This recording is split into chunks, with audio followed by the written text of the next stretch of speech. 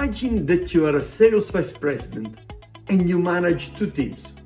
One that deals with key accounts and another that deals with medium and small accounts.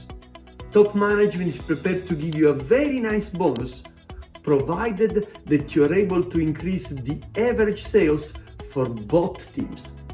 What could you do? My name is Giuseppe Conti, I'm a business school professor and the founder of Conti Advanced Business Learning, a company that specializes in negotiation and influencing.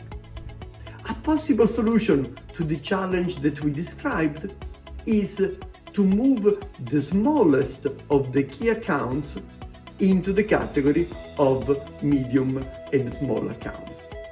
And by doing this, you are increasing the average sales for both groups.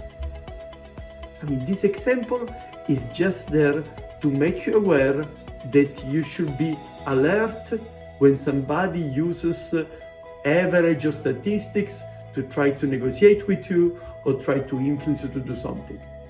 Average statistics can be easily manipulated, can be framed in the way which is more advantageous to the people that presents the information.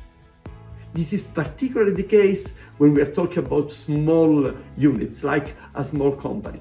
For instance, a small machine manufacturer tells you that their sales increased by 100%. It may simply mean that they moved from selling one machine to selling two machines.